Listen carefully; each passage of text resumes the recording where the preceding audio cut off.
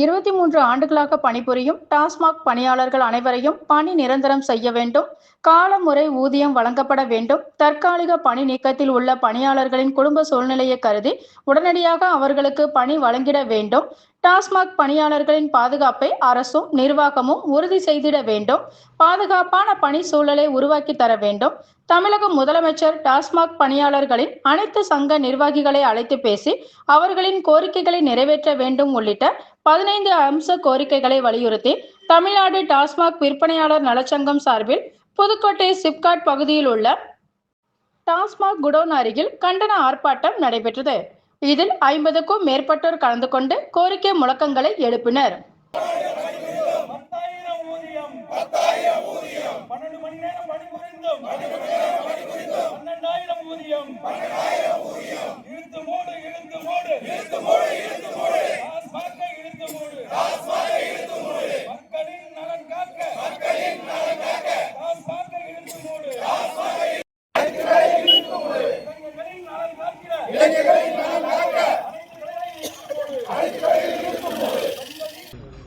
அரசின் பொதுத்துறை நிறுவனமான டாஸ்மாக் நிர்வாகத்தில் 23 ஆண்டுகளாக தொகுப்பூதியத்தில் பணி செய்து வருகிறோம்.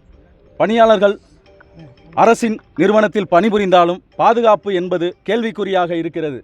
தொடர்ந்து பணியாளர்கள் கடைகளில் தாக்கப்படுவதும் ஆபாச பேச்சுகள் வாங்குவதும் தொடர்ந்து தரக்குறைவாக நடப்பதும் தொடர்கதையாகின்றது.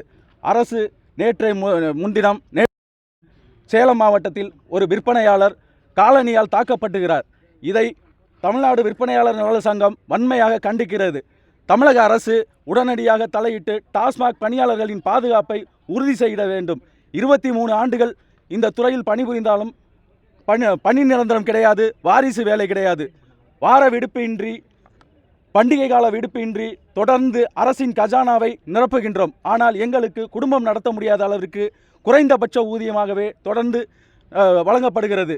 அரசு சமீபத்தில் பதவியேற்ற தமிழக முதல்வர் தேர்தல் வாக்குறுதியில் 5 ஆண்டுகள் பணிபுரிந்த அனைவரையும் பணி நிரந்தரப்படுத்துவோம் என்றார்.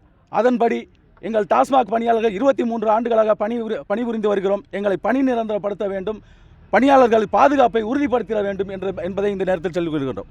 பாட்டிலுக்கு 10 ரூபா கூட வாங்க மாட்டோங்கிறதே தேர்தல் பிரச்சாரத்தில் சொல்லியிருந்தாங்க. பாட்டிலுக்கு 10 ரூபாங்கிறது எல்லா பகுதிகளையும் இல்லை, ஒவ்வொரு மாவட்டத்திலையும் ஒவ்வொரு மாதிரி இருக்குது. இது ஸ்டிக்கருக்கு ஒட்டி 10 ரூபாய் கேட்கறது, அது அரசாங்கமே ஸ்டிக்கர் ஒட்டி பாட்டில் பைபேக்குக்காக செஞ்சுருக்காங்க. அதுவே இப்போ கன்சியூமர் பிரச்சனை பண்ணிக்கிட்டு இருக்காங்க. அதுதான் நடந்துக்கிட்டு இருக்கு. பணியாளர்களுக்கு ஒரு நிரந்தர பணி வழங்கி ஊதியத்தை உயர்த்தி கொடுத்தா அனைத்து பிரச்சனைகளுமே கலந்து போயிடும். அதனால நேரடியாக முதல்வர் தலையிட்டு டாஸ்மாக் நிர்வாகத்தை சீரமைக்கணுங்கிறத கேட்டுக்கிறோம். அதுதான் இது எங்களோட செலவினங்களை அரசாங்கமே ஏற்றுக்கணும். பணியாளர்களுக்கு இன்னைக்கு 11,000, 12,000, 14,000 ரூபா ஊதியத்தை வச்சு ஒரு குடும்பம் நடத்த முடியாத சூழ்நிலையில் இருக்கோம். பாட்டில் வைபேக்கு நாங்கள் தான் செலவு பண்ணுறோம், இறக்கு கூலிக்கு நாங்கள் தான் செலவு பண்ணுறோம், மின் வாடகைக்கு ஒரு நாளைக்கு ஒரு கடையை நடத்தணும்னா 2,000 ரூபாய் தினசரி செலவாகுது ஊழியர்களுக்கு. இதை அரசே ஏற்று நடத்தினால் இந்த பிரச்சனைகள் அனைத்தும் 10 ரூபாய்ங்கிறதே நடக்காது. எங்கள் மாவட்டத்தில் அந்த மாதிரியான எந்த இதுவும் நடக்கிறது இல்லை. கண்டிப்பாக அரசும் கேட்டிருக்கோம். சமீபத்தில் துறை மினிஸ்டர் சந்திச்சும் அனைத்து சங்கமும் பேசியிருக்காங்க. பணியை கவனிக்கிறேன்னு சொல்லியிருக்காங்க. ஒரு மாதத்தில் எல்லாத்தையுமே பாட்டில் பைப்பை திரும்ப பெறேன்னு சொல்லியிருக்காங்க. மாற்று வேலை முறையில் செயல்படுத்துறேன்னு சொல்லியிருக்காங்க. பேர் என்ன? சௌமியமூர்த்தி, மாநில அமைப்பாளர், தமிழ்நாடு டாஸ்மாக் விற்பனையாளர் நலச்சங்கம்.